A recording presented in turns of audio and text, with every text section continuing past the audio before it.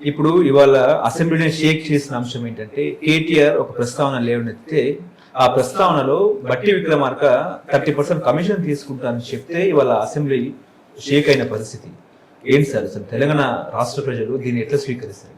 ఎట్లా స్వీకరించేది అంటే కాంగ్రెస్ సర్కార్ అంటే సర్కార్ 30% అసలు అనేది ఉత్తమ మాట. అది ఆ 20% అని కూడా చెప్పేది కూడా బద్నాం చేయటం కోసం, ఆ మంత్రి బట్టి విక్రమార్కని బద్నాం చేయడం కోసం, కాంగ్రెస్ ప్రభుత్వాన్ని బద్నాం చేయడం కోసం వీళ్ళు ఈ బీఆర్ఎస్ వాళ్ళే గతంలో కాంట్రాక్టర్లకు పెండింగ్ పెట్టారు, కోట్లాది రూపాయలు పెండింగ్ పెట్టారు.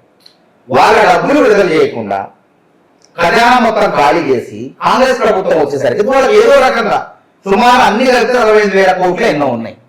అంటే ప్రభుత్వ ఉద్యోగులు, రిటైర్డ్ ఉద్యోగులు వాళ్ళకు కూడా ఇచ్చే ప్రయత్నం, వాళ్ళకి 8,000 కోట్లు మొత్తం కలిసి చిన్న చిన్న వాళ్ళు 8,000 కోట్లు ఇచ్చే ప్రయత్నం చేస్తుంది కాంగ్రెస్ ప్రభుత్వం. ఏదో రకంగా ఇచ్చే ప్రయత్నం చేస్తే అంటే వీళ్ళు అవినీతి చేశారు కాబట్టి గతంలో ఇట్లా పర్సెంటేజ్ తీసుకునే కదా వీళ్ళు చేసింది 10 ఏళ్ళు. ఆ అలవాటు బుద్ధి అయిపోతుంది కేటీఆర్కి, కేసీఆర్కి. కాబట్టి ఏం చేయాలా? కాంగ్రెస్ ప్రభుత్వం 14 ఏళ్ళుగా ఎటువంటి అవినీతి మచ్చ లేకుండా పరిపాలిస్తుంది. కాబట్టి సెక్రటరియట్ లో పోయి అంటే అర్థమైంది వ్యూహాత్మకంగా కూడా ధర్నా బయట చేస్తాడు. నువ్వు సచివాలయంలో అది కాన్ఫిడెన్షియల్ ఉంటుంది, చాలా జాగ్రత్తగా ఉంటుంది. అక్కడ ధర్నాలు అట్లాంటి విషయం అక్కడ సచివాలయంలో ప్రధాన పాలన ఉంటుంది. అక్కడ ఒక కుట్రపూరితంగా అందరూ 200 మంది పోయారంటే కుట్ర కాదా? ఇంటెలిజెన్స్ ఫెయిల్యూర్ కదండి. ఇంటెలిజెన్స్ ఫెయిల్యూర్ కాదు. పోయిన వాళ్ళు ఏం చేస్తారు? పని మీద ఏ పని మీద అక్కడ తీసుకొని పోతున్నారు. ఆ ఛాంబర్లో అందరూ చేరుకున్న తర్వాత ఒక వ్యూహాత్మకంగా, ఒక కుట్రపూరితంగా బీఆర్ఎస్ పార్టీ కావాలని చెప్పి కాంగ్రెస్ ప్రభుత్వాన్ని బద్నాం చేయడం కోసమే ఇది చేసింది. ఇది అబద్ధం. ఎవరైనా ధర్నా చేసిన సెక్రటరీ బయట కూర్చొని చేస్తాడు. ఇది కుట్రపూరితంగా దీని వెనక బీఆర్ఎస్ వాళ్ళ కాంట్రాక్టర్లు వాళ్ళంతా బీఆర్ఎస్ పార్టీ చెందిన కాంట్రాక్టర్లే బీఆర్ఎస్ పార్టీ గుసుగొలిపి మీరు రెచ్చిపోని మీరు బద్నాం చేద్దాం కాంగ్రెస్ పార్టీ అంటే వీళ్ళు కూడా ఎందుకంటే గతంలో ఉప్పు తిన్నారు కదా, కమిషన్ ఇచ్చారు కదా ప్రభుత్వానికి, ఇచ్చారు కాబట్టి ఇప్పుడు వీళ్ళకి వీళ్ళకి ఏంటంటే మళ్ళీ పంపించారు కదా, వీళ్ళకి మళ్ళీ ఆ విధంగా ఉన్నారు కాబట్టి పంపించారు కాబట్టి ఏదో రకంగా కాంగ్రెస్ ప్రభుత్వాన్ని బద్నాం చేయాలన్నటువంటి దురుద్దేశంతో ఈ కపట నాటకం వాడారు. ఇది ప్రజలు ఎక్కడ జరిగిందా? ఏ సంక్షేమ పథకం జరిగిందా? మేమన్నా నీళ్ళ కాళేశ్వరంలో జరిగిందా? 1,03,000 కోట్లు ఖర్చు పెట్టి కుప్ప కూల్చారే అక్కడ జరిగిందా? విద్యుత్ కొనుగోలు 4 రూపాయలు పెట్టుకోవాల్సిన విద్యుత్ని 8-9 రూపాయలు పెట్టుకున్నారే అక్కడ జరిగిందా? ఎక్కడ జరిగింది? అన్ని సంక్షేమ పథకాలు 25 లక్షల మందికి రుణమాఫీ చేసినాం, 20,650 కోట్లు ఇచ్చినాం. అదేవిధంగా 48-50 లక్షల మందికి రైతు భరోసా ఇచ్చినాం. రైతు భరోసా, రైతు బంధు ఎట్లాంటిది? రాళ్లకు, రప్పలకు, పెట్రోల్ బంకులకు, మల్లారెడ్డి లాంటి కుబేర్లకు, జూబ్లీస్ లో ఉండే బడాబాబులకు ఎకరాలకు ఇచ్చారు. మేము వ్యవసాయం చేస్తున్నటువంటి 3 ఎకరాలు, 5 ఎకరాలు, 10 ఎకరాలు ఒక లిమిట్ పెట్టుకొని రైతులు అన్నదాతలకు ఇస్తున్నాం. మేము దుబారా లేదు. కేసీఆర్ దుబారా తెలంగాణ దివాలా తీసింది. ఆ దివాలా తీసిన తెలంగాణ రాష్ట్రాన్ని అభివృద్ధి పదంలోకి నడిపేదికి ఇందాక చెప్పిన రేవంత్ రెడ్డి గారు గజీతగాడు లెక్క శ్రమిస్తాడు. కాబట్టి ఏం చేయాలి? ఏదో ఒకటి మాట్లాడాలా. కాబట్టి మంచిగా పచ్చని చెరువులు ప్రశాంతంగా వాతావరణంలో ఒక రాయి కాంట్రాక్టర్లు అనే రాయి వేశారు. కానీ పాపం పారలేదు. ఎందుకంటే మళ్ళీ బిల్లులు ఇవ్వలేదు కదా. ఆర్థికపరమైన ఖజానాలో నిధుల కొరత మూలంగా కొంచెం జాప్యం జరిగింది. మీ బిల్లే బీఆర్ఎస్ ప్రభుత్వంలోని చెల్లించాల్సిన బిల్లులే అవి. మీరు ఆ రోజు వాళ్ళ కమిషన్ తీసుకొని కొంతమందికి ఇచ్చారు, కొంతమందికి ఇవ్వలేదు. ప్రభుత్వం మారింది. ప్రభుత్వ ప్రాధాన్యత సంక్షేమ పథకాలు 109 కోట్ల మందికి 140 కోట్ల మందికి ఉచిత బస్సు ఇచ్చినాం. అదేవిధంగా 45 లక్షల మందికి 500కే సిలిండర్ ఇస్తున్నాం. 50 లక్షల మందికి 200 యూనిట్లకి ఉచిత విద్యుత్ ఇస్తున్నాం. 20 లక్షలు ఇందిరా మిల్లు కట్టడానికి గ్రామ సభలు ఆమోదించడం. రేపు ఇళ్ల నిర్మాణ కార్యక్రమం ప్రారంభమవుతుంది. ఆసరా మేము ఎక్కడ ఆసరా పెన్షన్ పెంచబోతున్నాం. రేపు పంచాయతీ ఎన్నికల్లో పెంచబోతున్నాం. అదేవిధంగా మహిళలకు ఇస్తామన్న 2,500 రూపాయలు కూడా పంచాయతీ ఎన్నికల్లోకి ఇచ్చి వాళ్ళ ఆశ్చర్య పొందుతాం. మేము ఇక్కడ ఇన్ని రకాలుగా అన్నమాట జాతీయాలను రేసును వాళ్ళు లీకులైనాయా? ఉద్యోగాల భర్తీలు గ్రూప్ 1 లీకు, గ్రూప్ 2 లీకు, ఏ పరీక్ష పెట్టినా లీకేనాయా? నిరుద్యోగులకు నమ్మకం పోయి ఆత్మహత్యలు బాట పెట్టారు. ఇలా నిరుద్యోగులు నమ్మకం కలిగించిన గ్రూప్ 1 పారదర్శకంగా వేగవంతంగా నిర్వహించిన గ్రూప్ 2, గ్రూప్ 3 అదే మొత్తం కలిపి 56,600 ఉద్యోగాలను పారదర్శకంగా వేగవంతంగా లీకులు లేకుండా అవినీతి లేకుండా భర్తీ చేసినాం. ఎవరు గొప్ప? కాబట్టి ఏం చేయాలమ్మా? ఇక్కడ సఫలం అయిపోయారు కాంగ్రెస్ ప్రభుత్వం, ఎక్కడ విఫలం కావట్లేదు. కాబట్టి ఏం చేయాలి? ఈ కాంట్రాక్టర్ని బట్టి దళితులు దొరికిన తేరగా బట్టి విక్రమార్కం మీద ఉసుగొలుపుదాం అని చెప్పి ఉసుగొలిపారు. ఉసుగొలిపి దాన్ని మళ్ళీ వాళ్ళ మీడియా, యూట్యూబ్ ఛానల్ ప్రచారం చేశారు. అదే కేటీఆర్ ఏమన్నా గుర్తుపెట్టుకోండి, ఈ కాంగ్రెస్ ప్రభుత్వాన్ని బద్నాం చేయడం కోసం గుర్తుపెట్టుకోండి, కేటీఆర్ కొంత 36 యూట్యూబ్ ఛానల్ స్థాపించిండు.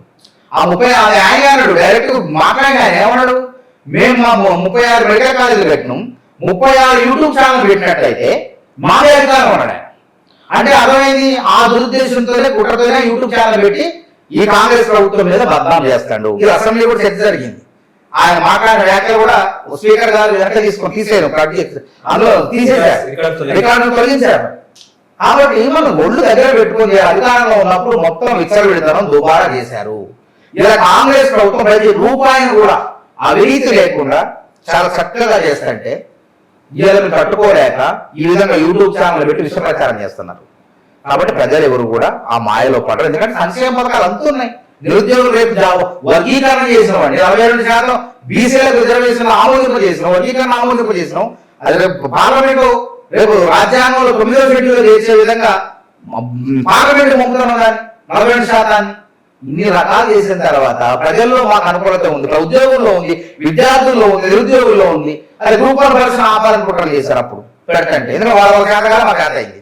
మళ్ళీ ఫలితాలు వచ్చిన తర్వాత ఎక్కడ తప్పులు పడదామా, తెలుగు మీడియం వాళ్ళకి అన్యాయం జరిగింది. ఏందండి దిద్దేది ఎవరు తెలుస్తుంది అసలు?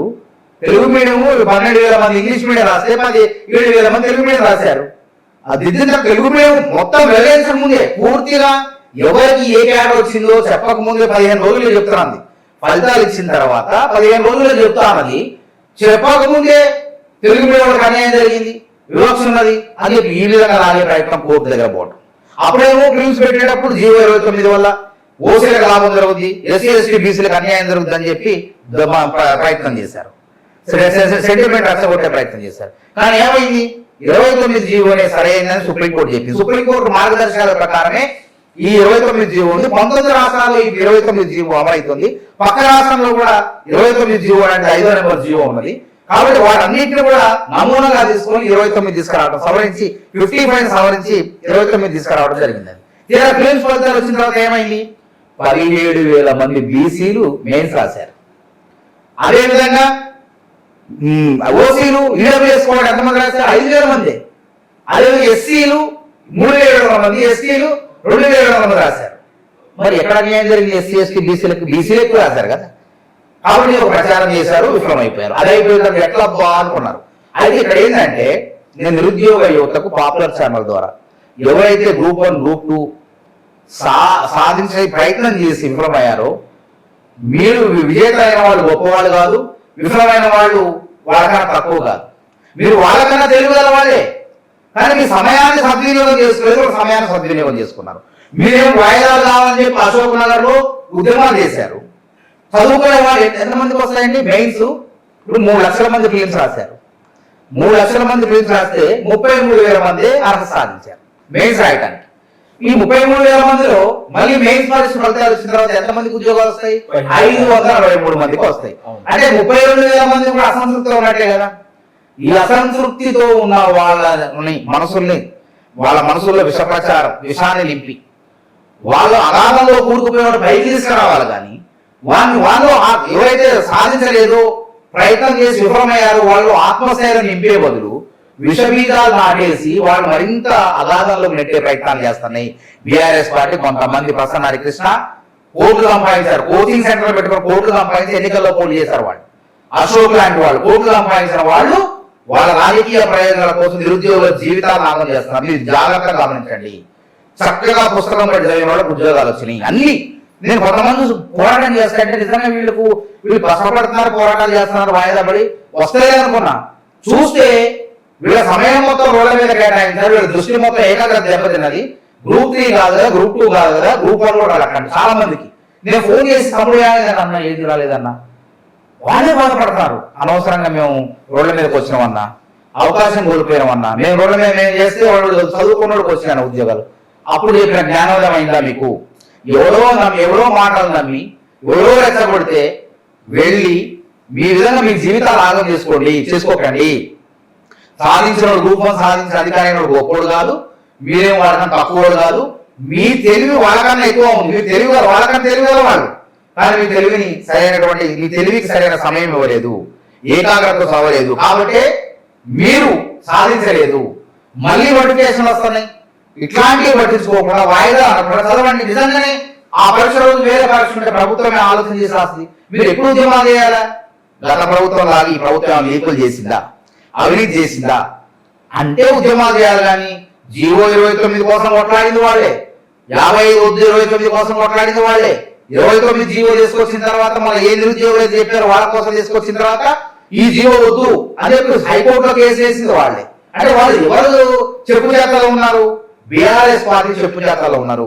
సుప్రీంకోర్టులో అప్పీల్ సినిమాలు పెట్టి వాదించుకునేటువంటి స్థాయికి ఎదిగారు నా నిరుద్యోగులు. గంటకు 10 లక్షలు తీసుకుంటాయి.